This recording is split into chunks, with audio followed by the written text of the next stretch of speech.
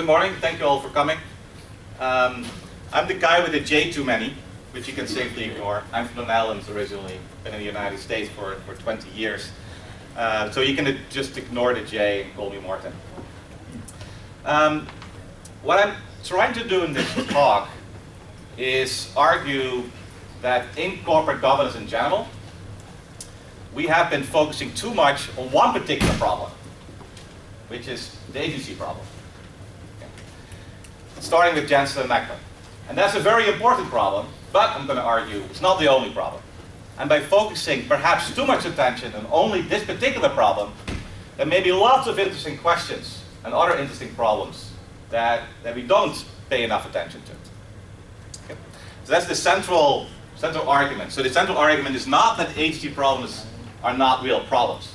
My central proposal is it's not the only one. And so we can think about other problems that may sometimes even dominate the agency problem. There are also problems that corporate governance is trying to solve. And a lot of it, what I will try to argue, is there's a complex dynamic between the board needs to coordinate towards cooperation within the firm, and then it needs to compete in many different markets, like product markets, financial markets, labor markets, regulatory markets, etc. And how this dynamic between cooperation and competition plays out, I think is just economically very interesting. It's also very interesting as an academic research question. We have 90 minutes, right? So it's quite a long time. I very much hope we can also make this interactive. So if you have any questions, comments, complaints, do not be shy, right? Just intervene. You can raise your hand or not. And I have a very loud voice, so I can also always just try to summarize your question so that everyone can hear. This is a cliche, right? To the person, man, woman, who only has a hammer, right? The cliche goes, everything he encounters begins to look like a nail. This is just a cliche. At the same time, there is a sense in which almost all papers in corporate governance, they use one particular tool. It's a very powerful tool.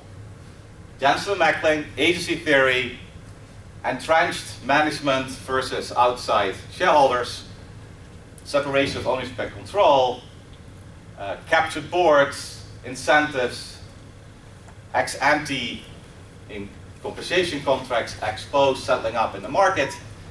I think of that as one big tool set, like a hammer. Okay? It's a very powerful tool set. If that's the only tool set you have, though, you may start to think, right, as the cliche goes, that that's the only problem that corporate governance is trying to solve. Again, my main point today is trying to step away from that and think a bit more broadly about what is corporate governance trying to do. So to step more back, maybe more than I should be stepping back, I like to think about corporate governance first as a question of business leadership. Think about the leaders of the corporation, senior executive management, and the board of directors. What are they trying to do? So a corporation, you could think of as, well, from the Latin, right? Corpus is a body, a group of people. But it's not just any group of random people, it's a group of people who come together for at least some shared purpose. There's some reason they come together as a group, right? As a corpus, rather than just remain individuals who kind of mind their own business and maybe interact transactionally in markets. So there's something different, arguably, between a corporation as a social organization and markets, which is more transactional. The key difference is that in a corpus, in a corporation as a social organization, people don't just have individual purposes and they transact with others, but there's also something that brings them together, something like a shared purpose. Then the gubernator, the governor, right, is the pilot in Latin again. Is the person who is steering. Okay. it's not necessarily the person who decides where they're going to go. Okay? So not everyone involved with governance is necessarily the person who decides the exact destination of the strategy or the vision of the firm. Often let's start with an entrepreneur. That entrepreneur then has to raise capital, has to reach out, etc. So governor is generally a pilot, and this pilot may or may not, right, set the course that the corporation is going to. So I'm going to try to use this pilot as an analogy. So what are the three questions that pilots need to answer, that a gubernator, a governor, someone who's involved with corporate governance needs to answer? Well, the first obvious question is, where are we going? What's our destination? Why are we coming together here as a social organization, as an association? Why are we together in the corporation? Once we have that sense, then we need to figure out, well, if that's our destination, how are we going to get there? And then third, more practical, once we know the destination, we kind of have figured out what the route is towards that. We need to figure out, what do we actually need to do to make that journey? What equipment do we need? What skills and expertise do we need? And how are we actually going to implement this? Right? To make sure that we actually do this efficiently, that we can actually implement this. So the first part I think of as purpose. You need to get some sense, see a vision, strategy, a mission, see where, as a corporation, right, you're trying to contribute, where this purpose, this vision, this strategy, this mission needs to some extent be shared among everyone involved. Also all these different stakeholders, management, investors, employees, suppliers, customers, society. What is the vision, the purpose? Once you know the purpose, you can figure out our main priorities. If you like, the main problems we're trying to solve. That's often a question of judgment. Even if you know the vision, there's often many ways perhaps to get there, right? So for the governors, this is about how do we coordinate among all these different people who come together for a shared purpose. It's about the tactics that will most efficiently get us to implementing the strategy. And it's considering trade-offs. Certainly there's more than one problem that you're trying to solve. Right? And setting priorities is thinking hard about trade-offs and coordinating those trade-offs well among the different groups or individuals that are involved. And finally, we need to act. Right? We need to actually practice. And then you have to think about, what are the skills that we need? How do we develop certain skills that may not be fully present yet? And in the end, we want results. We want to compete well. So we want efficiency. These are three aspects that are highly interrelated or interconnected. And here's a simple graphic to illustrate that. So I think of these as three aspects that really form a more deeper unity, and it's hard to think about these completely separately. And if you only think about purpose without priorities or practice, then to some extent, that's not complete. There's a certain ordering here as well. You start with kind of the purpose. You see a certain shared purpose. That leads to, well, what are the problems to get there? Or what's the best way to get there? And then can we actually implement this efficiently? But I also have, in spite of that ordering, there's also these arrows that go both ways. Right? And so if we're really inefficient at practicing, maybe that can inform us what our priorities should be. Maybe we don't have our priorities straight if we're so inefficient in practice. So practices can therefore inform priorities. Perhaps even inform the purpose. If we're really good at one thing and really inefficient at something else, and that one thing is much closer to what we thought of was our purpose, maybe we get this wrong. If we're trying to set priorities, and it turns out that some of these priorities are perhaps more important than we thought they would be, then that may also lead us to revisit our strategy. So I think of these as three interconnected pieces that are highly interrelated. And you can't just take one of these and think of them completely independently of the other three. So I think of these as then three shared P's, right? Purpose, priority, practice of corporate governance, what I call shared commitment theory.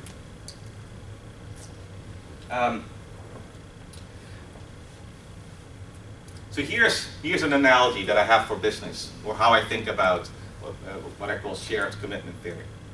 Think of a corporation as a fleet of ships that are sailing information. When is this voyage of a fleet of ships a success? Right, well, we need, of course, by now you won't be surprised anymore, we need three things. First, there needs to be a shared purpose, and the ships need to understand what this shared purpose is. Right? They have to have some understanding and also some agreement about what their common destination is. They each may have their individual purposes, that's fine, but to be a fleet and to get there as a fleet, each of those individual ships also need to understand what their shared purpose is. Okay. So what the firm is trying to contribute to society, right, needs to be understood. And in some sense, everybody involved needs to, in some sense, have some commitment to this shared purpose of what the firm is going to contribute to society. Then once the ships have a shared purpose, that may incentivize the ships to also be willing to share priorities. And sharing priorities means if something is important to one individual or stakeholder in the firm, that the other stakeholders are willing, just because it's a priority for the others, to also make it a priority for them. Why would anyone be willing to do that economically? Well, generally people will be unwilling to do this economically if they don't recognize there's a shared endeavor here. So in markets, you generally wouldn't do that. Okay? Because in markets, you generally think that's purely transactional. Beyond the transaction, there's no shared purpose. Here, arguably, right, it's much more cooperative, and therefore there are a lot of shared purposes. Not everything is shared, right? So there's certainly also individual purposes. But there's some aspect of what we're doing also economically that is shared. As a result, there will be incentives to also share priorities, that people actually want to cooperate.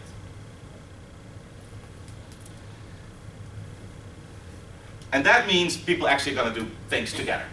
And that means we're going to compete together, but not just against each other, but also together as a team. And then the competition, getting competition well done, means we need to cooperate, and that means we can better contribute. So I think then here, as there being three related, interconnected, but I would still argue different economic mechanisms. The first I think of as the contributive economic mechanism. This is perhaps the most basic one. What is the firm contributing to society? What the goods and services that the firm delivers? But also you can think more generally, right? The firm is also providing work. The firm is providing meaningful relationships that allow people to develop. So it's the whole process, right, where the firm can or cannot contribute to society. Then there's what I think of as a cooperative mechanism. So economically, how do we produce value? Well, we produce value by contributing. But we also produce value by cooperating. And I think of this as cooperation within the firm as a social organization. And then, perhaps the best known economic mechanism we have in economics is the competitive mechanism. Right? And that is the economic mechanism that predominates in markets. I think of these three mechanisms as not separate. I think we can talk about them separately. But again, I think of these as highly interrelated. Depending what the problem we're trying to solve, right, you would start here, there, or there. If you want to solve agency problems, arguably, you want to start here. If you want to solve trade-offs, coordination problems, you want to start with this mechanism. If you think about environmental, social issues in society, you perhaps want to start here. So this is about supply, prices, demand for everything that the firm is contributing. The cooperative mechanism is about coordination among that many different groups who come together, individuals who come together for a shared purpose. It's about figuring out the right way to take advantage of complementarities and recognizing there's real interdependence of how we cooperate. Then the markets is about incentives, it's about bargaining, and it's about a certain discipline that markets will provide. In the interest of time, I'm going to largely focus on those two mechanisms, not this one. Okay. We also have least thought about and studied and understood this first mechanism. That's why I subtitled my talk really cooperation versus competition. Okay. Let me try to say a bit more then about those two different mechanisms. What's the market mechanism?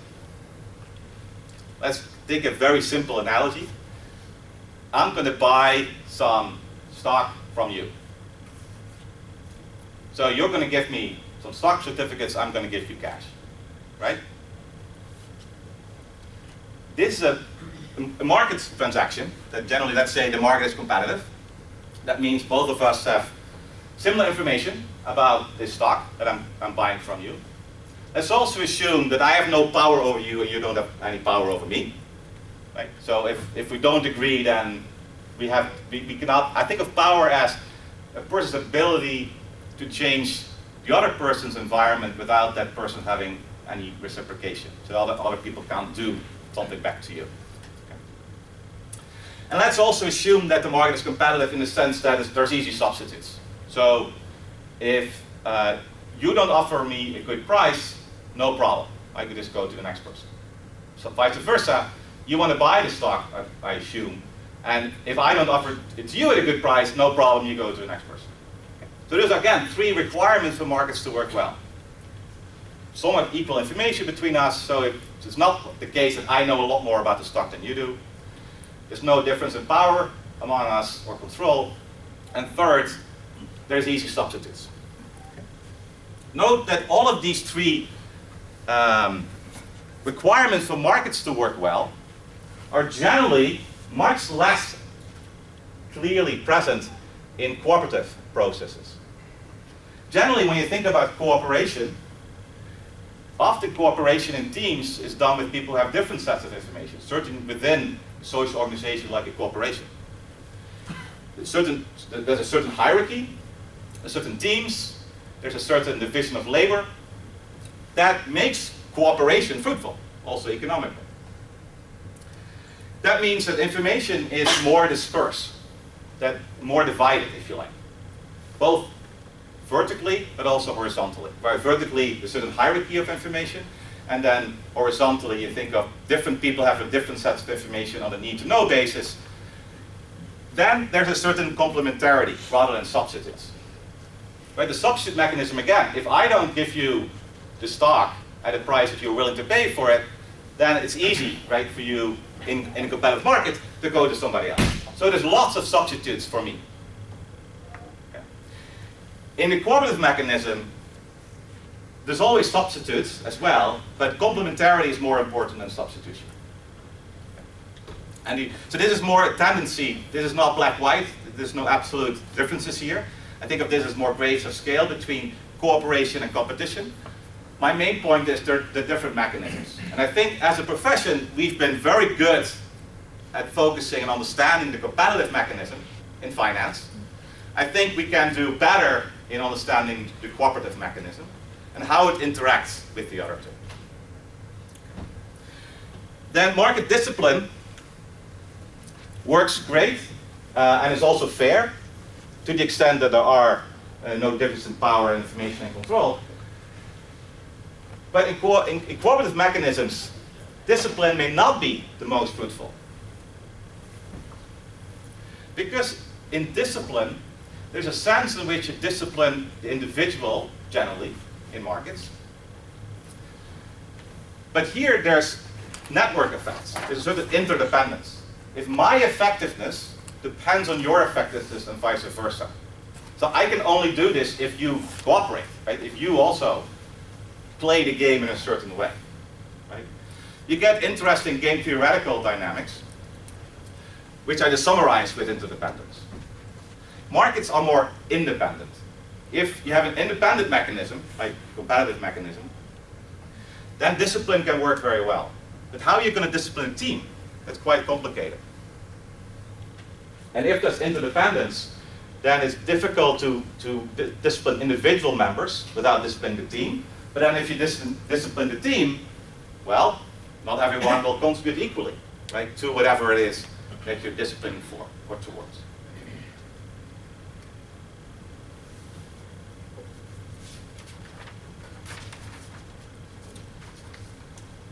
So this is what I think of as my research agenda, is trying to think about these three economic mechanisms and then relating that to very concrete problems in corporate governance. So now let's go back to where I started as a PhD student, right? How I was, in some sense, educated, right? And that started, perhaps with most of you, with agency theory and Jensen and Macklin in particular. Okay. So what I did in the previous slides is have a certain analogy about a corporation, about a firm, different economic mechanisms that play a role, how do firms contribute economically to society, where the vision of the firm is about contributions, cooperation, and competition. Now let's compare and contrast that with the vision of the firm as it came to me while doing my PhD in finance, right? Agency theory. The starting point generally is a Jensen and Macklin article in 1976. I think it's by far the dominant article for corporate governance. If you don't mind me asking, who among you has read this paper carefully, ever? But would you agree that it's the most dominant seminal article in corporate governance, right? I would urge you to read it carefully. It's very well written. You can just read the first 10 pages, and I think you get, it's not very cumbersome. It's very well written, very well argued. I'm going to share some quotes with you, but don't see that as a substitute for reading the article yourself. Okay? I think it's hard to overstate the importance of this article. I think this article really changed quite broadly how people in academics start to think about corporations or corporate governance. Okay. This article has been a very major influence also how we teach. It has a major influence on law schools, how they think about corporate law. What do they define as the essence of the firm? And this is something that I assume everyone here will know. They focus on the firm as a nexus of contracts. And so they focus on the contractual relations with everyone involved. Employees, suppliers, customers, creditors, etc. Everything is about contractual relations, they argue. But what does that mean? Contractual relations. Well, that's the definition of the firm. That's all there is. It's just a legal fiction which serves, they say, as a nexus of contracting relationships, which is also characterized by the existence of divisible residual claims on the assets and cash flows of the organization, which can generally be sold without permission of the other contracting individuals. Everything is about contracting. Individuals contract with each other. That's what we call a firm. Individuals contract with each other, that's a firm in Jensen and Macklin. So what does this mean, this nexus of contracts? What does this mean if the firm is just a bunch of contracts that individuals have with each other? Well, they're the first to acknowledge that this has really little substantive content. Yeah. It's a little bit like an empty shell in many ways, I think. And they acknowledge this themselves, right? This is, this can be anything. Okay?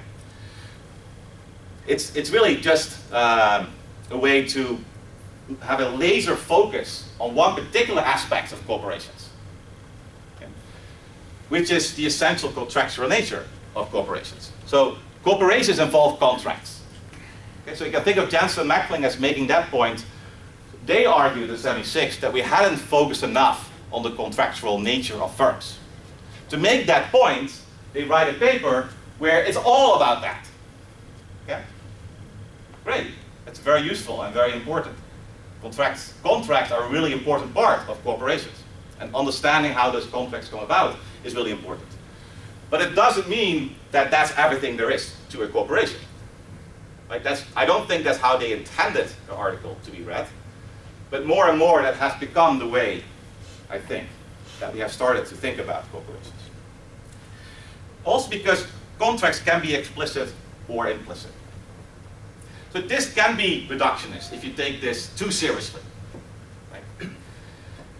It effectively denies, and actually they do this explicitly in their article, any social aspect of the firm. What I mean by social aspect of the firm, what I mean is this notion that there is a shared purpose, that because of the shared purpose we're willing to share priorities, and that we actually need to think about sharing practice, that we actually need to do things together, okay? Rather than just having transactions. And so they are a bit aggressive here, I think, right? And here's a quote from Jensen and Macklin. They say, asking questions, as I've been trying to do, right? So what should be the objective function of the firm? Like, what is our shared purpose? What is the firm trying to contribute to society? Or does the firm have a social responsibility? They argue is seriously misleading. Why is that? Well, for them, there's only individuals. Individuals may have a responsibility. Individuals may have objectives. But if a firm is just a meeting place of individuals, then that's it. There is no social. Okay. That's Chancellor Macklin. Okay? I use quotes to make sure that I don't. That's what they argue. Right? You cannot even think about the social aspect of the firm because there is none.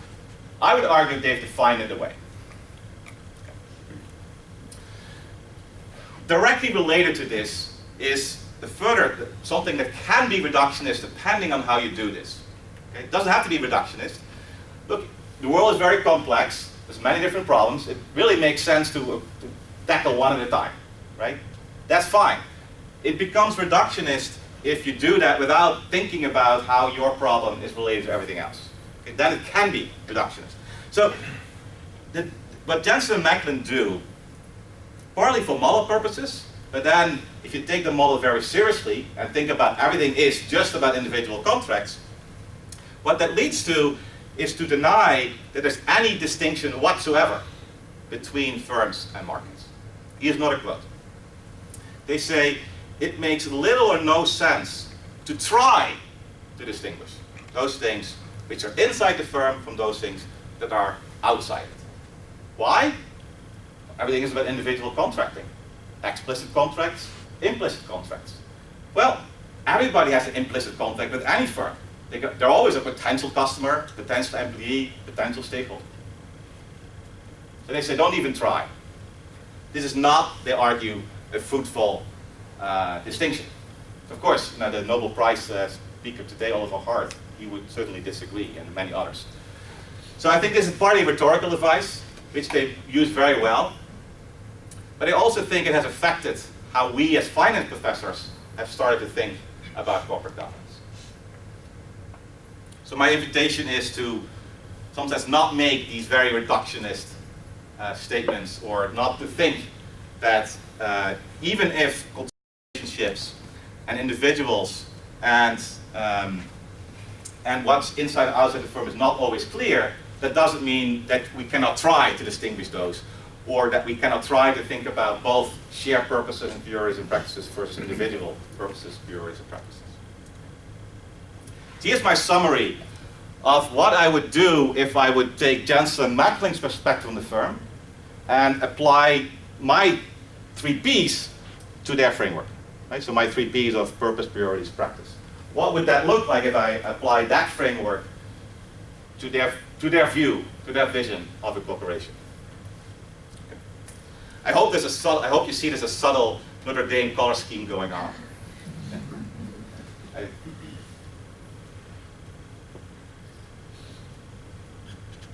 What's the purpose?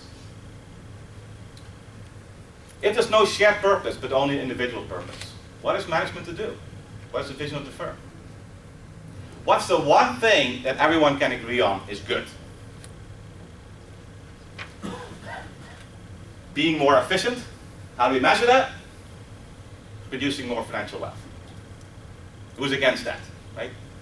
A certain lowest common denominator, particularly if you assume that markets are complete, there's no externalities, there's no asymmetric information, and there's complete contracting. In that case, the social optimum and the market optimum basically coincide. Right? And so we can all rally around this. If we do this, everyone will benefit, in their view. So that means, what are the contributions we're making?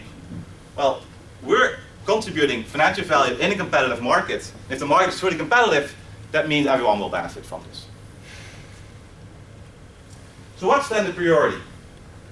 Well, the priority is to reduce the only inefficiency that is allowed in this model.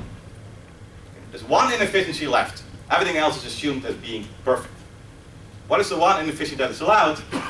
That's the agency cost. That's the big hammer that we have in Jensen mechanism. The managerial moral hazard that, yes, indeed, managers, senior executives, board of directors, they may have some commitment to the shared purpose, but they also care about themselves, of course. And so there's a real managerial moral hazard that I certainly wouldn't deny. Right? All I'm trying to say is that's not the only thing that comes up. So you can think of this as the managers do not fully or best cooperate with the shareholders. If you simplify and say, this is all shareholders want, I think that's not true either. Many shareholders have many different purposes other than only their financial wealth. Right? The whole ESG investing movement, the principles of responsible investing from a global compact, there's many different ways in which investors have clearly stated that they care about more than just this. But of course, they also care about this. So the only inefficiency left is managerial moral hazard, and therefore all our attention goes to that. And I think that's what Jensen and Macklin have argued very persuasively for. So then, what does it mean in practice? Well, if this is our main priority, how do we get there? How do we reduce agency cost? A simple way, perhaps a bit simplistic way to think about this, is that the firm is not enough like a market in this perspective. There's one thing that keeps the firm from being like a market, and that is those individuals who don't want to play whatever the market wants to hear. So if the managers in some sense are preventing from doing what the market wants, and that's the main problem we're trying to solve, then the solution is going to be that we want to make sure the managers are doing what the market wants. So to make the firm more and more like the market, which, as you noted, is the main assumption we're having in the first place, that firms and markets are essentially indistinguishable. How do we do that? Well, we have ex-ante mechanisms and ex-post mechanisms. The ex-ante mechanism is to give the right ex-ante incentives to the individuals involved to do what the market wants them to do. And that means you get market incentives to maximize profits, like pay for performance, bonuses, shares, right, options. And then we have ex-post incentives, ex-post settling up. Right? That's a notion of market discipline, sanctions, M&A, proxy, voting, activism, etc. Both are market-driven mechanisms, ex-ante and ex-post. So these are then the main tools that we would have to work with.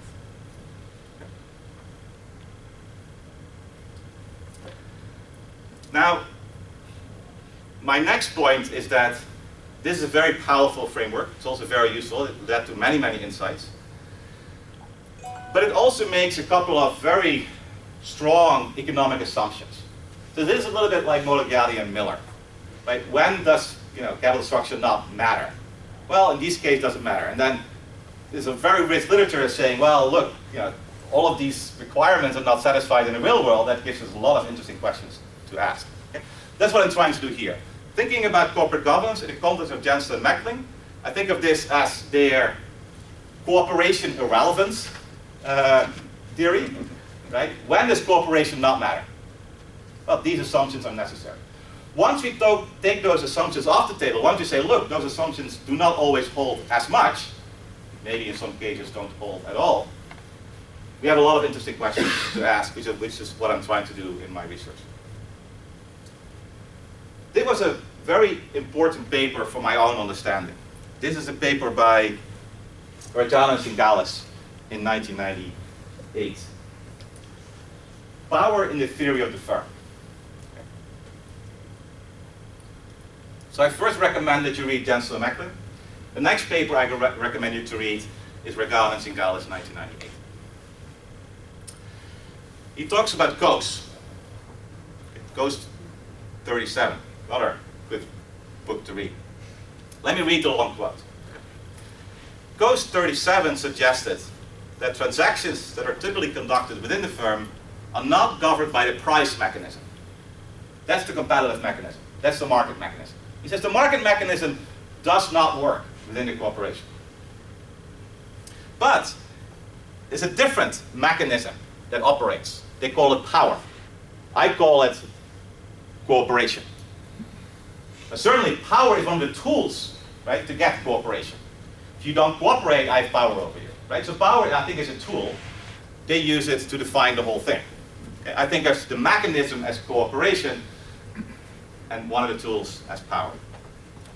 Here's a nice analogy. Coase compares firms to islands of conscious power in this ocean of unconscious cooperation. This ocean of unconscious cooperation, that's the invisible hand. That's the market, that's the competitive mechanism. But price forms this beautiful signaling and information function.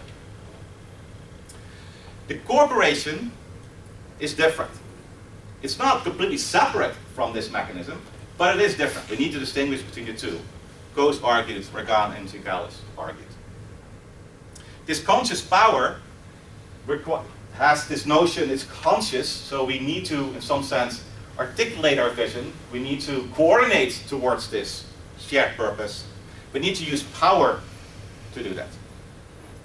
Then the role power plays is to foster and protect relationship-specific investments. So these are investments that have little or no value outside a relationship, but great value inside it. In an environment where contracts are incomplete, which is one of the three economic assumptions, in some sense, that that Jensen and Macklin make. Basically, they assume that contracts are complete other than contracting on the CEO's effort, right? Or the CEO's willingness to do what the market wants to do.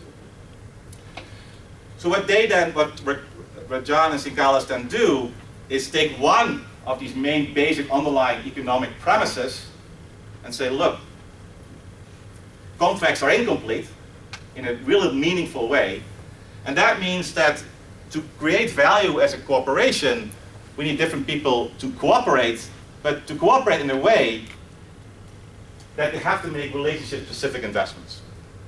And those, you can think of those as investments in cooperation that are not very valuable or much less valuable once you take them outside of cooperation and you bring them into the marketplace. Simple example would be some machinery that has little value outside this context, or employees who have to invest a lot of time in getting to know the people that they work with, particular ways that the company operates, some specific technology. And once they have learned that, there's some benefits outside the corporation, but they have a lot of firm-specific capital that is much more useful as long as the firm stays on the current course. So here then are three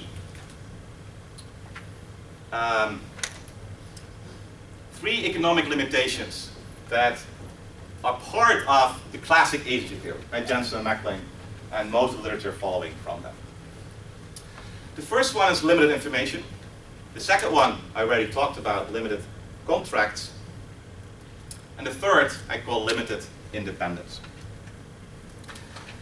So these are economic limitations that make markets, in some sense, not work as well as they could.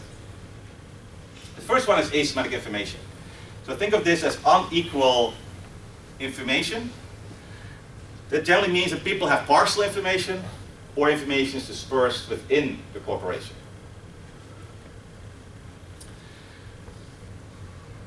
In markets, if you have asymmetric information, right, you get the Lemons problem or adverse selection. That often makes markets not work very well. In the extreme, the market breaks down.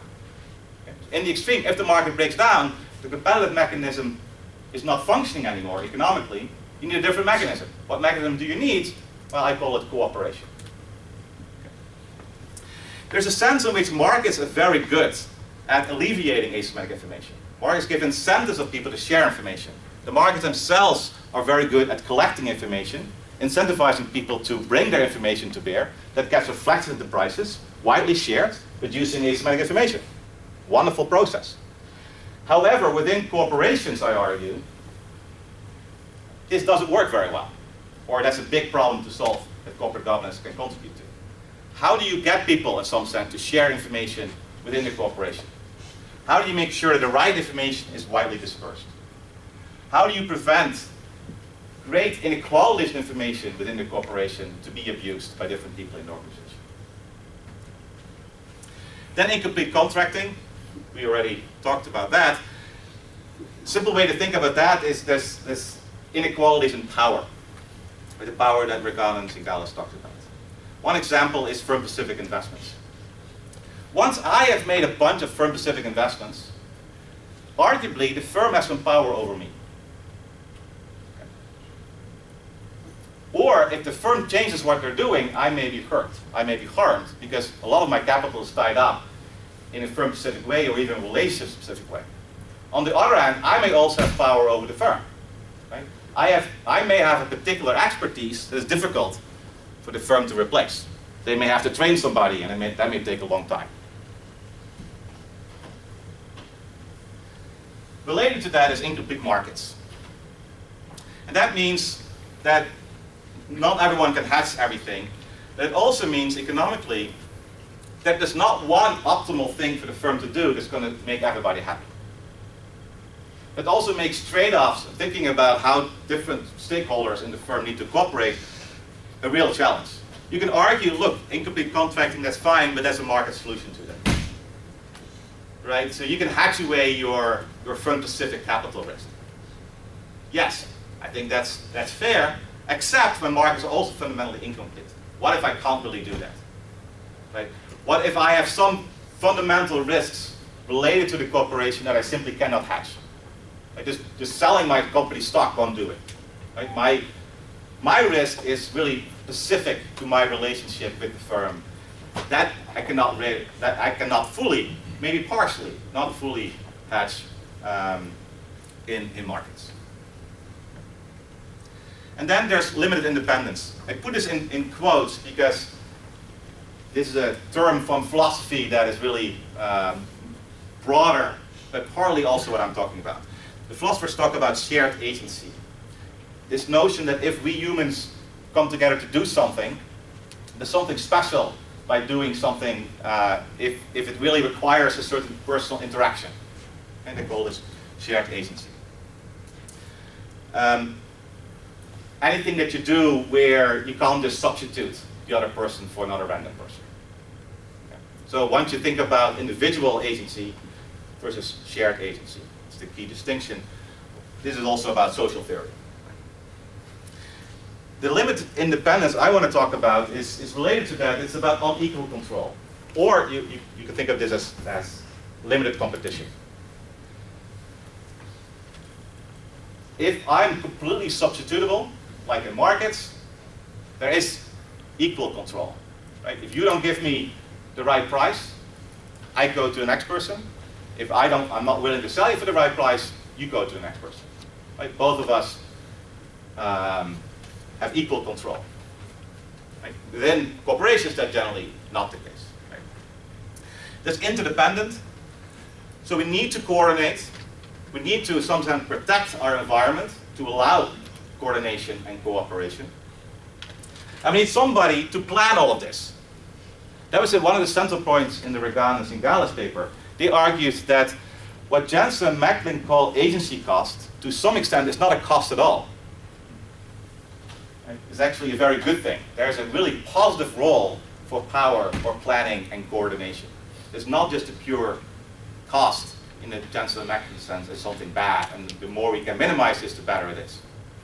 They have a much more positive perspective on coordination, leadership, protecting a certain environment that allows people to cooperate.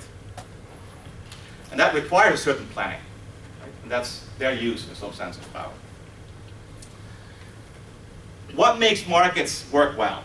Right? What makes markets competitive, efficient? Well, it's basically the three conditions that are violated here.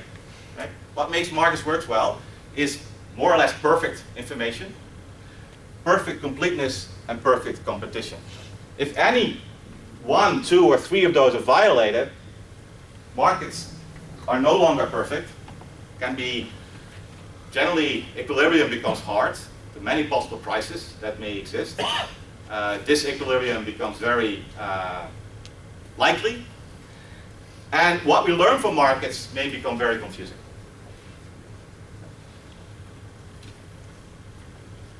So here are then what I think of as a largely implicit, with a question mark, economic assumptions in the two different theories. To the left, I'm talking about Jensen and Macklin. On the right, I'm talking about what I call shared commitment theory, or you can think of it as a theory that takes cooperation and competition, both of these seriously.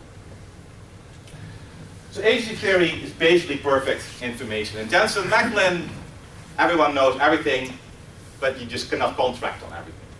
Okay. So in Jensen and Macklin, the optimal investment strategy is known. Everybody knows it. It's perfect knowledge. Right? Shell does know exactly what the firm needs to do. Okay. No one really can doubt what the optimal investment strategy is. What is the way to maximize financial value of the firm? We all know it, according to agency theory. Of course, right? We have shared imperfect information in the alternative theory. In Jensen and Macklin, generally, market is perfect and contracts are complete. That also guarantees a certain fairness. We can let the market do whatever it wants, because everybody can only be exposed to those risks that they want to be exposed to. In shared commitment theory, there are imperfect markets and contracts. And in agency theory, there's perfect competition and there's imperfect competition. CEO effort is unobserved, or you cannot contract on it. That's the difference. But the optimal products and investments are assumed to be known. Again, everything can be hedged. So for example, as just a simple example among many, different risk preferences don't matter in agency theory, right, in Jensen and Macklin. Everything is contractable except effort. So yes, maybe your CEO is somewhat risk averse. That's okay, you just give him more options. Everything can be contracted except effort.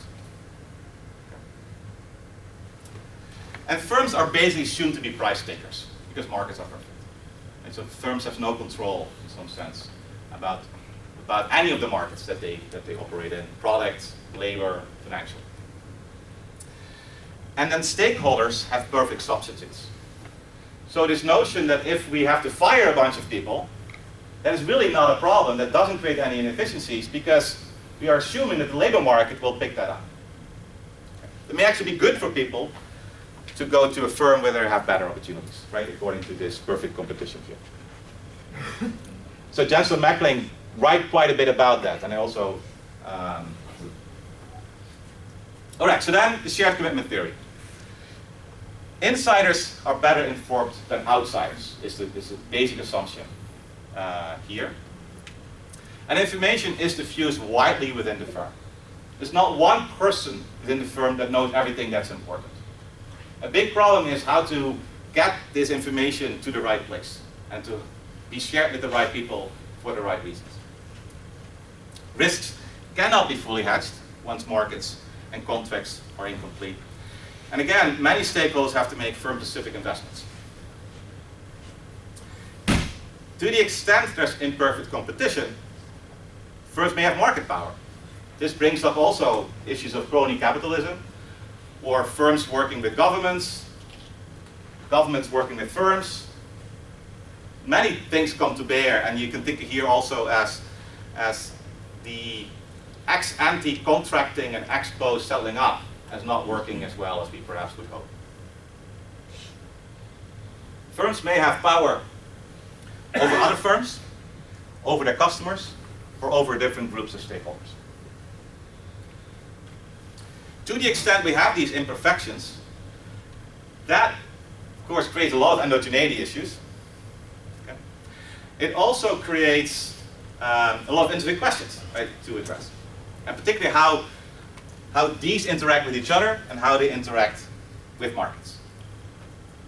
So what are some of the consequences of these assumptions?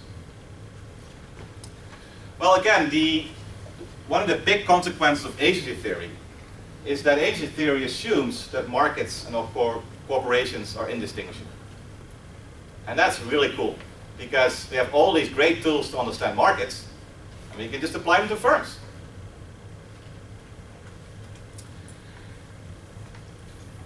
In shared commitment theory, or once you think about cooperation as a really important economic mechanism, then corporations are distinct from markets. Yes, they operate in a market environment, but it's not the same. There's at least two different mechanisms that interact that can be distinct. Not in black and white terms. It is always certain gradations which a firm is competing but also cooperating.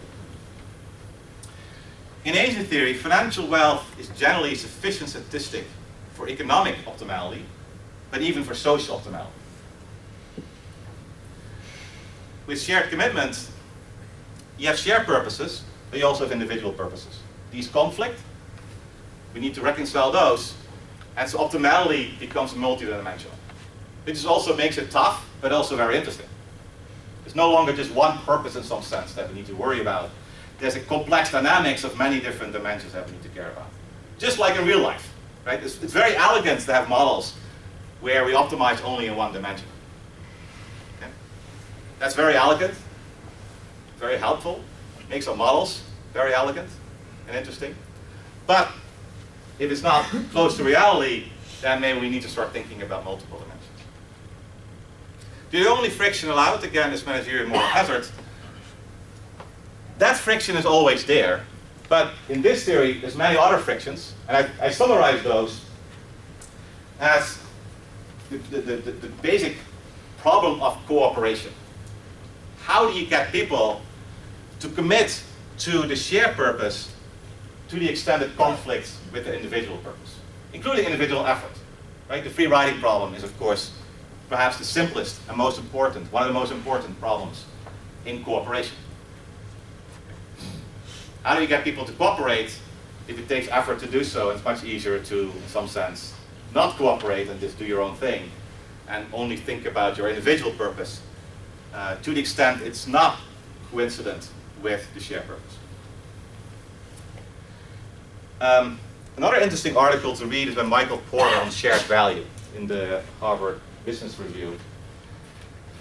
So I kind of use his idea here, is that what I'm thinking about as shared purpose, I think is very similar to what he calls shared value. And this shared value is created, yes, in a competitive market environment, but first, arguably, through cooperation. And then this cooperation, of course, takes place in a market environment. It's a different economic mechanism. Right? Markets are through adversarial bargaining, corporations through cooperation.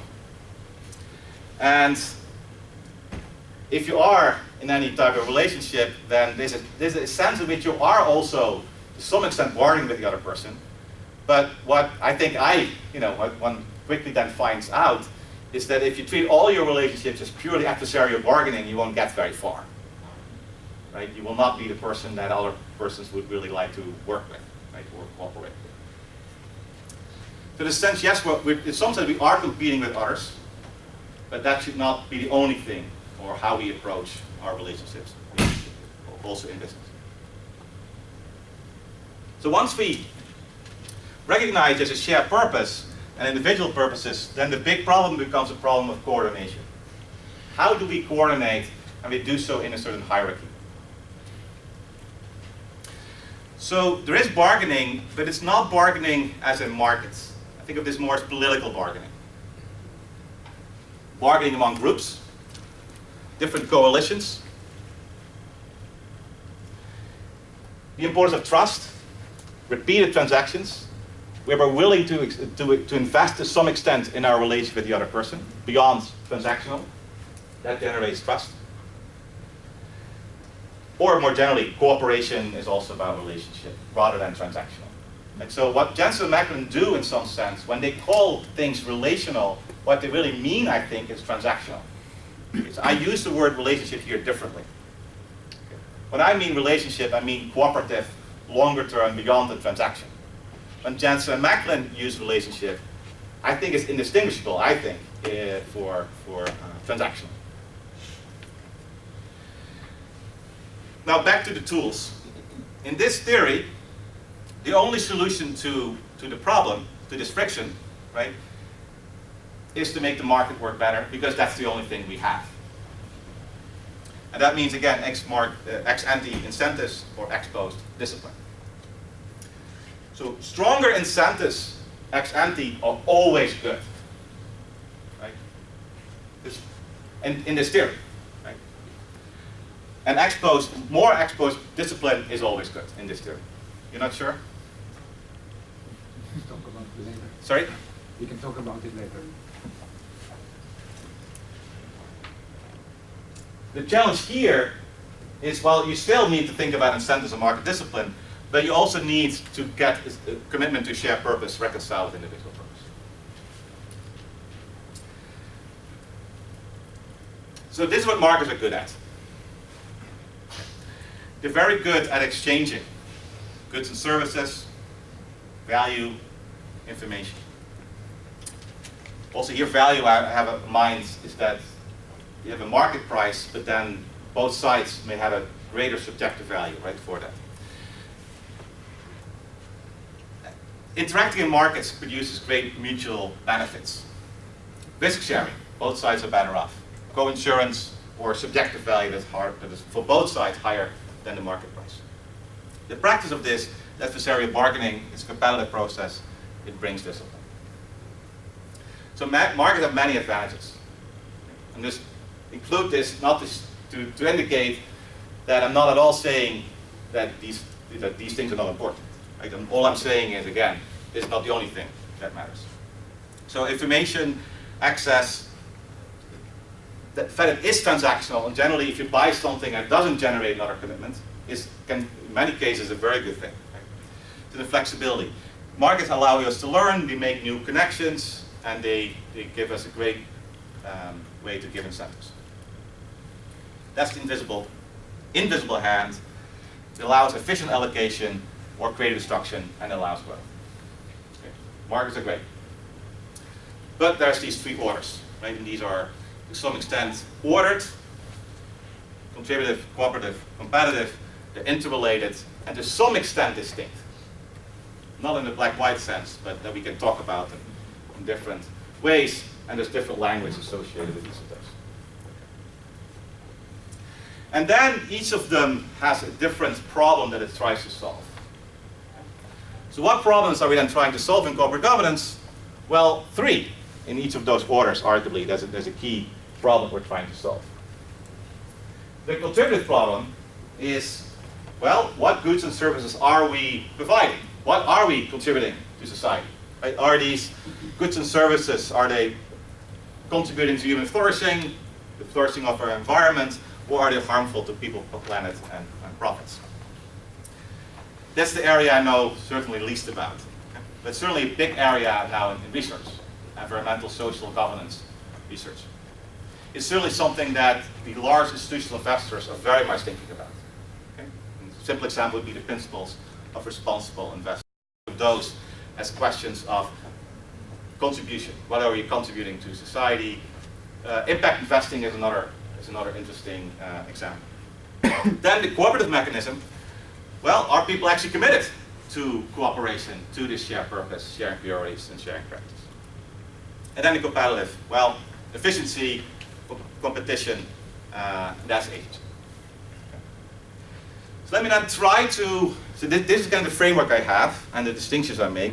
And then I'm trying to, in the remainder of my time, about half an hour I have left, I want to apply this to a recent paper I have forthcoming in Journal of Financial Economics with Simone Seppe and Lubomir Litov on stacker boards.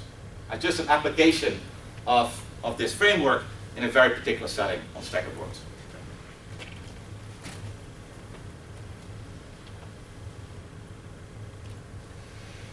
Something went wrong with my slides. Sorry.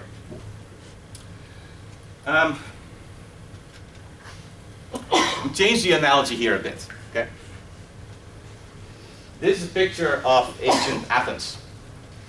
This is a picture of the Roman Senate. Two different views of democracy. Both were not very democratic in our modern sense, but there was a sense in which there was much greater participation in ancient Athens than in the Senate. In ancient Athens, you still need to be male, you need to own some property, and you need to be an actual Greek citizen. That excluded most people, and certainly all women, etc. But it was more participatory than the Roman Senate, where, well, you still need to be male, you also need to be rich, and you also need to be a citizen, but it was much more exclusive. Right? But the Roman senators were supposed to not just represent themselves or their families, but a much broader constitution. Well, in Athens, each person was basically thought of as representing just themselves, perhaps their families. Okay. But then legally speaking, they were their families. Right? The other family members could not legally speak for themselves. So what vision of democracy or markets do we have here? And so the agency theory has more of this kind of perspective, while the cooperation has more of this kind of perspective. There's also two different views in corporate governance, as this is debated among lawyers. Okay, so here are two very, very prominent lawyers who are also both, I think, very good economists, Leo Strine and Lucien Bebte. And they are perhaps good representatives of this debate also in corporate law. Strine argues for a representative democracy model, while Lucien Bebte, I would say, is arguing for a more direct democracy model. In Leo Strine's argument, this is about director primacy, where the directors of the firm, they should be in charge. Okay? But then they need to be accountable to the market. Okay? Where the market is assumed of consisting of investors who have less expertise, incentive, and information than the insiders. Directors know better, but they need to coordinate, right, towards cooperation, but they still need to be accountable to the market.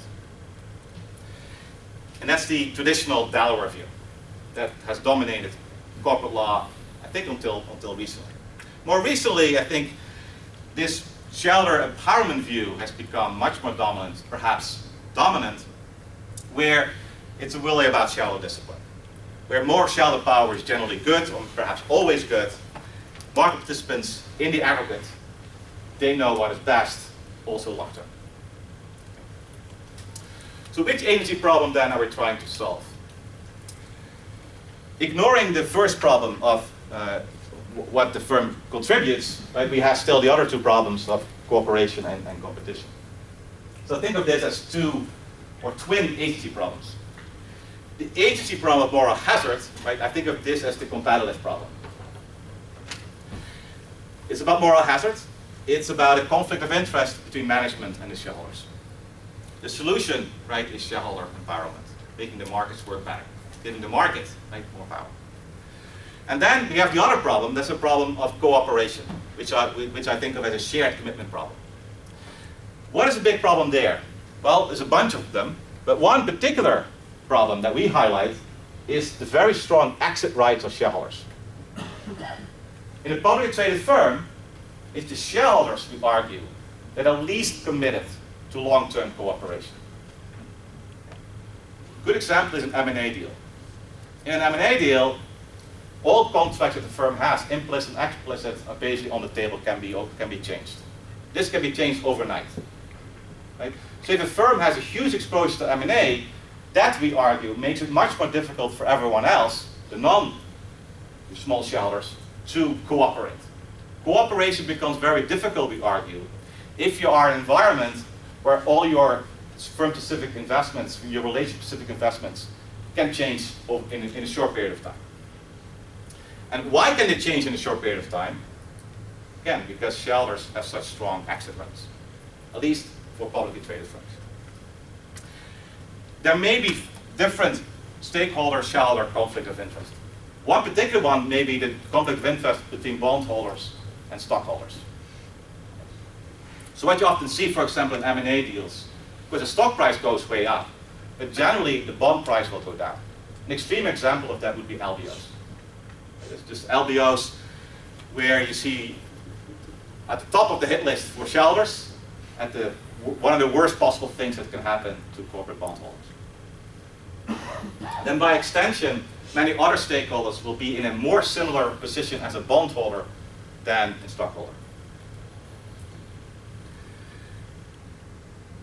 And this then would be the director primacy view. So then we have a trade-off. We have at least two problems we need to worry about, and there's going to be a trade-off about which of those is most important. And then, of course, I'm going to argue that means one size doesn't fit all. We don't have just one problem to solve or one tool to solve it with. We have to think about at least those two different dimensions.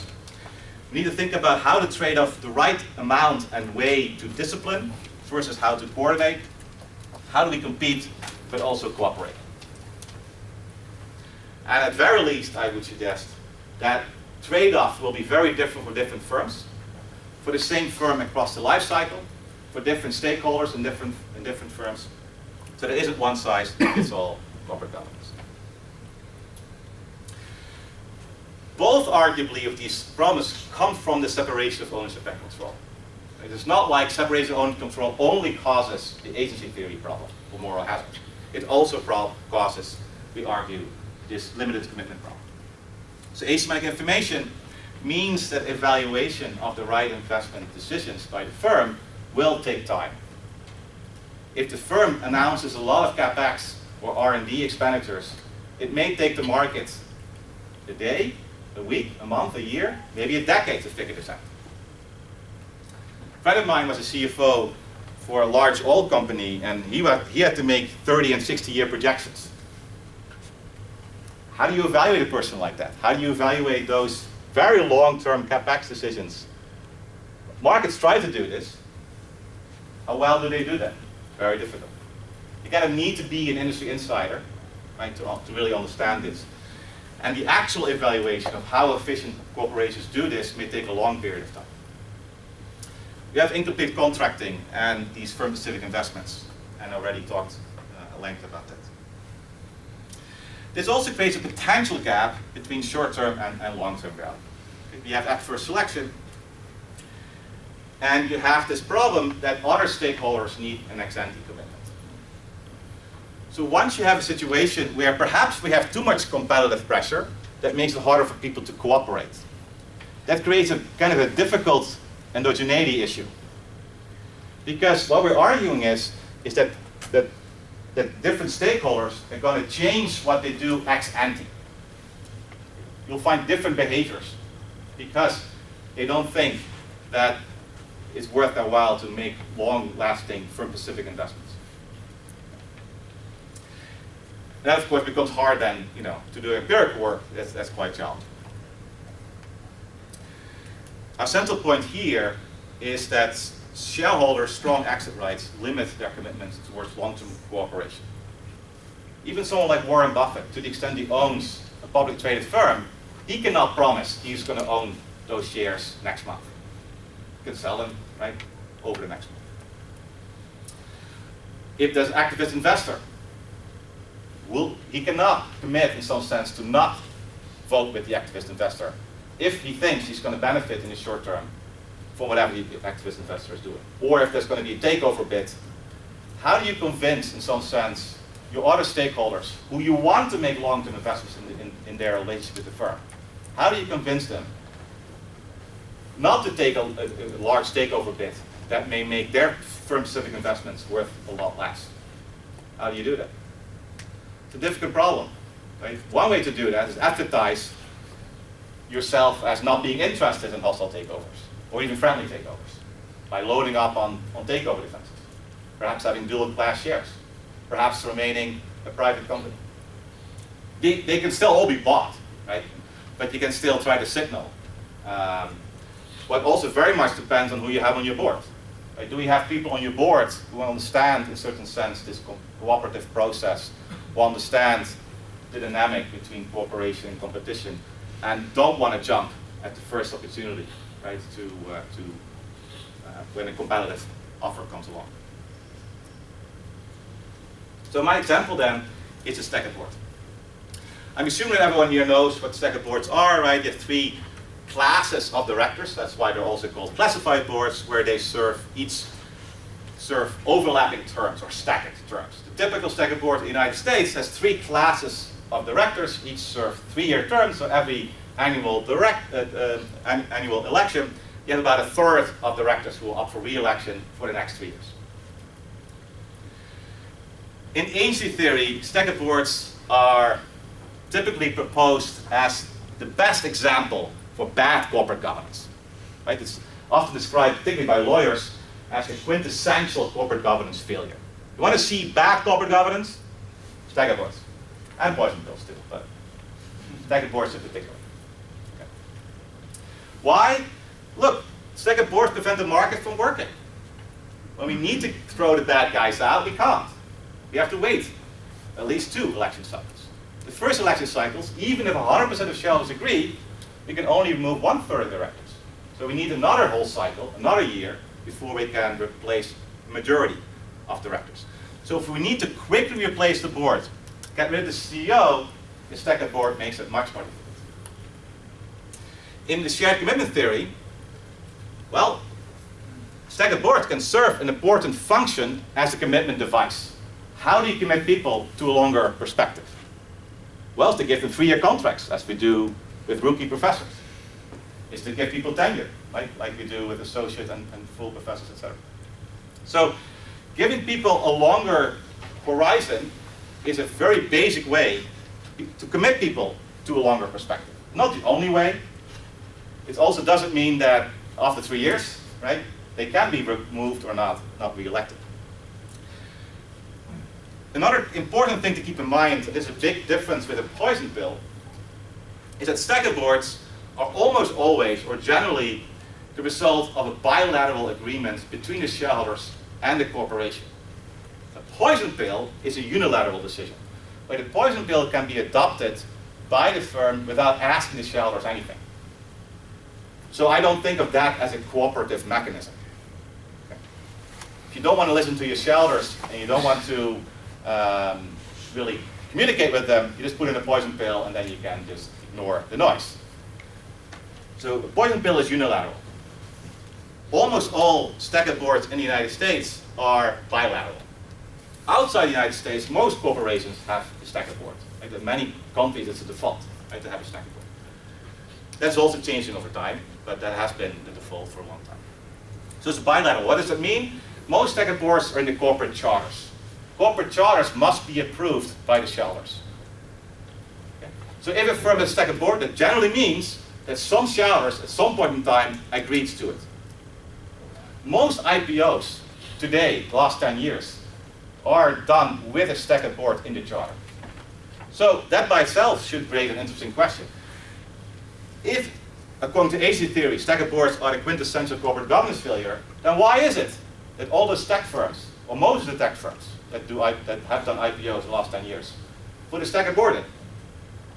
Why is that? Very hard to explain in AC theory. We think of then stacker boards as a commitment device that can protect firm-specific investments by stakeholders. The previous literature has argued that stacker boards are, again, a good example of inefficient or bad corporate governance. It's one of the 6 provisions in the E index, one of the most widely used indices for corporate governance, where high E index is bad, and of course stacker board increases the E index. However, what we show in our paper is that once you look at time series evidence, there's very little evidence that stacker boards are actually bad. Perhaps they're even potentially course, heterogeneity is a big issue here.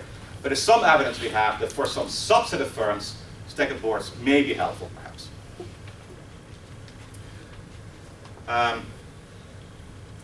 The previous literature on staggered boards was largely based on a data that starts around 1990, when the IRC of risk metrics data starts, and runs until 2004, 2005. Kind of the first wave of staggered board papers. This was a period in which many things changed, but not boards. Okay, board structure was fairly stable. Almost no firms adopted a staggered board over this time period. Very few firms removed the staggered board.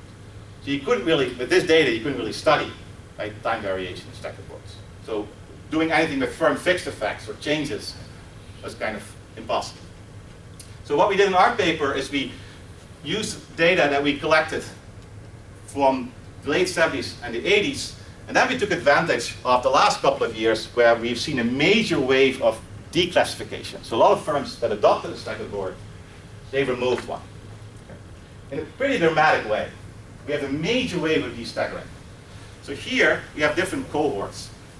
So look at these firms. These were firms with a classified board in either one in the 78 cohort, in the 1990 cohort, or the 2000 cohort. And then see how many of those firms that remain in the sample, right? So there's a lot of dropouts, of course, that remain in the sample that still have a staggered board. Right? And you see that the clear majority of all of those cohorts have declassified just in the last couple of years. Okay? So we take advantage of the classification wave in the 80s. So here we have a cohort of basically the largest 1,000 firms or so in the United States in 78, where almost nobody had a classified board. That was very uncommon in the 70s. Then the 80s happened. LBOs, hostile takeovers, a lot of technological and financial innovation.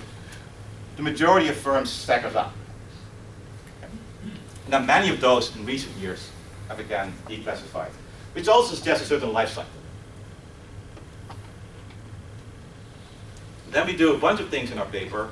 I'm just showing you here some of these results. These are the Q results. Then we do full panel regressions of Q on having a staggered board with industry fixed effects and year fixed effects, or with firm fixed effects. So if you do industry fixed effects, you get a negative coefficient, that staggered boards are associated with lower Q. That's the result from the previous literature. Purely cross-sectional result. Our interesting new result is that once you add changes, you look at firm fixed effects, the sign switches. It's similar for staggering up or down. So the firms that adopted a staggered board in the 80s, their Q ended up on average higher after they adopted a staggered board than before.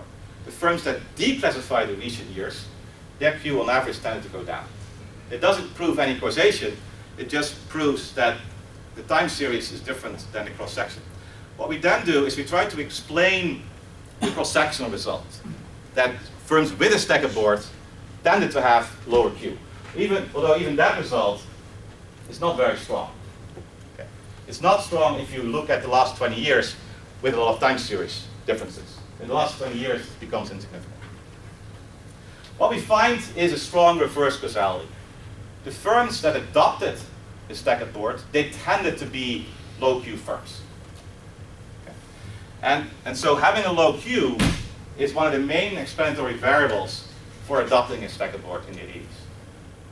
So that can explain why, in the cross-section, firms with a staggered board tended to have low Q.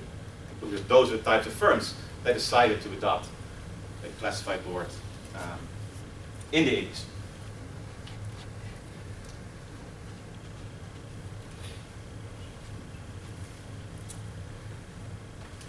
Here are 4 different types of environments, we argue, where cooperation is relatively more important. Again, we're not saying that cooperation is all that matters, we don't care about competition, or we don't care about market discipline. Right? This is more of a relative statement. That to the extent that the firm has a lot of long-term investments, the limited commitment problem becomes more important. To the extent that there's a real informational complexity, it's hard for outside shareholders to figure out what the firm is doing, how to value things. Right? The limited commitment problem becomes more important. If you have a lot of short-term investors, perhaps the limit commitment problem becomes more important. If different stakeholders have a lot of firm-specific capital, the limit commitment problem becomes more important. Then what we then do is, for each of those 4 categories, we have a bunch of proxies. And those proxies are very crude, right? So it's hard to come up with good proxies for these. And you can certainly criticize all of these proxies in different dimensions. What we kind of hope is just to illustrate that these proxies could at least be related to these dimensions, to some extent we hope. And then hopefully by using a bunch of different ones, we show robustness to find some evidence for the prediction that staggered boards would be more helpful in those environments. Another way that if a firm staggers up, then firm value would increase more in these environments. So that's what we find. And so for long-term investments, we have 3 different proxies.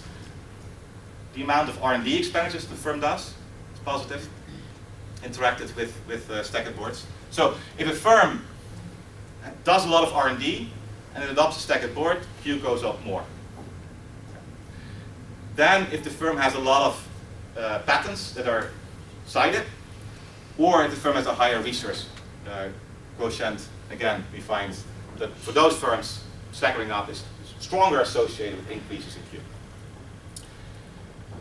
Then informational complexity. We don't really have good proxies here, at least in our paper. Here are some ones that we use nonetheless. One is intangible assets. Notion is if you have more intangible assets or less PPE, it's harder, right, for outside investors to value. Or just size. If you have a lot of sales, it's more difficult for investors to value. And we have of course, firm fixed effects in here as well. Then short-term investors. We use a proxy here that looks at your current institutional investors that currently own 70–80% of the shares. How long have they been holding your shares? If most of your investors are very short-term, okay, then we find staggered boards matter more. You can also do it with percent transient from Bouchy, and their results don't hold. Then firm-specific relationships, which I think are probably our most compelling proxies. First, we use the recent paper Johnson, Karpov, and Lee, JFE, a couple of years ago. They look at stakeholder relationships, particularly large customers, and whether or not the firm is in a strategic alliance. So if the firm is a large customer, that means one entity that takes care of at least 5% of sales, that customer arguably has to make a relationship or firm-specific investments with the firm that we're studying. In that case, we find staggered boards are more strongly associated with firm value in the time series. Or if the firm is in a strategic alliance. Or if the firm is in an industry where employees are particularly productive. Or a measure that tries to measure the contract specificity of the firm's industry. It's also a very interesting measure. It tries to look at all the inputs that go into the firm and which of those inputs in terms of products and services that the firm buys in the marketplace, which of those are traded in markets or reference priced. And the more you have, the more the firm's inputs are market, exchange of markets or reference priced, the less contract specificity you have. In some industries, most of what the firm buys is contract specific, and in those industries we find that staggered boards are more strongly associated with firm value. There's a much bigger literature here that we could talk about. Okay? So related, the whole literature on uninformed or myopic investors. That takeovers may impose cost on other stakeholders. The Bonding hypothesis of these papers, particularly the Johnson, Karpov, and Yee paper, I think is very closely related to what we're doing.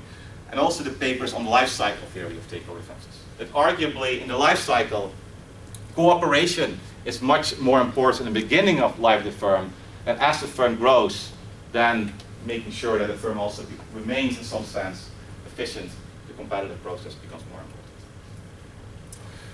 important. Staggered boards are one example that I looked at. You can think of board independence as another. The importance of culture, trust, the social environment. Other commitment devices, for example, supermajority voting requirements. It's a little bit like the Constitution. You put something in place that's hard to change. Why would you do that? Well, it creates a commitment. It creates a sort of rules of the game that everyone knows. You may not like the rules of the game. The fact is, we need some rules of the game. Okay? And if you have rules of the game that can be changed too quickly, that makes the whole contracting environment very complicated and maybe impossible. And so then everyone thinks more transactionally, and what about long-term investments in that scenario? So if you want to create an environment where people are willing to make long-term investments, where people are willing to invest in firm-specific capital, you need an environment where the rules of the game to some extent are fixed. They still can be changed, like the Constitution can be changed. We just don't want to make it too easy, right? Because that will generate a lot of uncertainty about what the rules of the game are. So that's how one way to think about the supermajority voting requirements, which of course under agency theory are generally bad. Right? If you read most papers on corporate governance, then those supermajority voting requirements, they increase the G index, they increase the E index, and the literature has generally very few good things to say about them. Poison pills are more complicated because they're also unilateral and they may destroy cooperation. So I think about poison pills perhaps more as a disequilibrium outcome suggesting something has gone wrong. If there's fighting between the shareholders and the investors and the board, that's when you may see poison pills come up.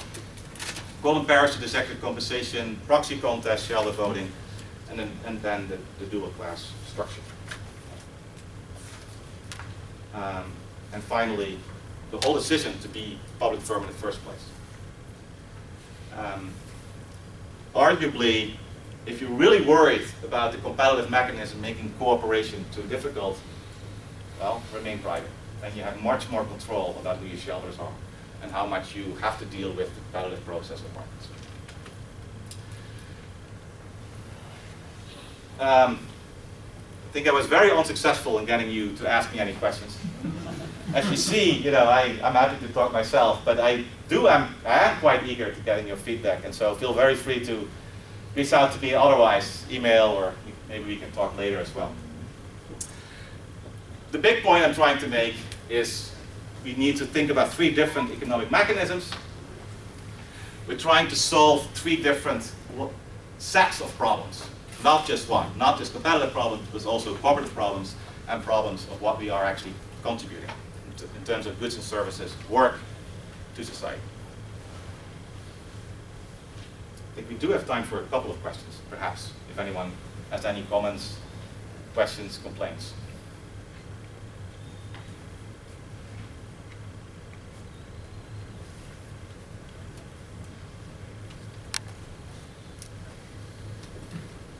Yes, please. The objective of the shared commitment is a noble objective, but how do you make the stakeholders committed to each other to cooperate? So the question is, yes, the problem as I formulated, you want stakeholders to commit to cooperation. How do you do that? You need some commitment device. For many stakeholders, their commitment will be their willingness to invest in a firm, to do a firm-specific investment. Right? Just the fact that you have, let's say, an employee has to move somewhere, has to learn a particular skill, has to go through a process of learning of making firm-specific investments. That by itself serves as a commitment device. Right? But it remains a difficult problem. Right? Our main point is that among all the different stakeholders, there's one particular group of stakeholders that is least committed ex ante. That's the hardest time of committing, and that we argue is the public shareholder. There's a difference between public shareholders, certainly. Right? Many short-term institutions, right, they are the least committed. Large institutional shareholders, maybe index funds, they may be the most committed, but they also may be the least informed, etc. Does that make sense? But that doesn't answer your question, right, of how do you get the others. But again, I think you need commitment devices, and just the fact that you need to do firm-specific investments will be one.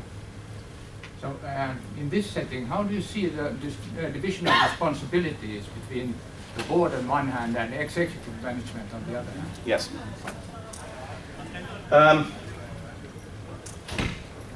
Well, very cooperative.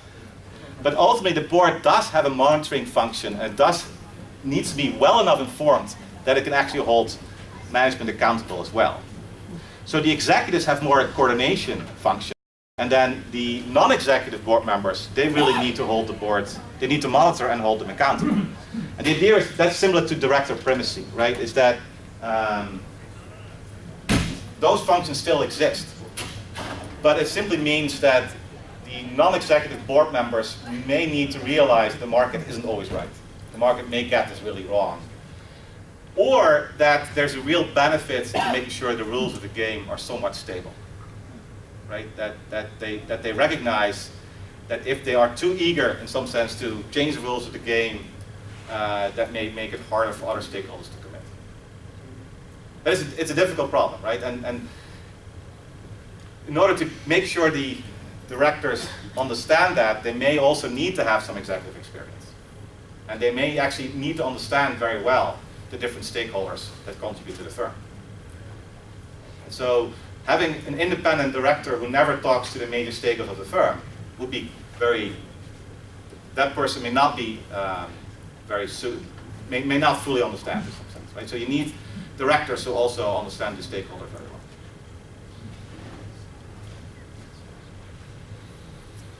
well. Well, thank you very much for coming.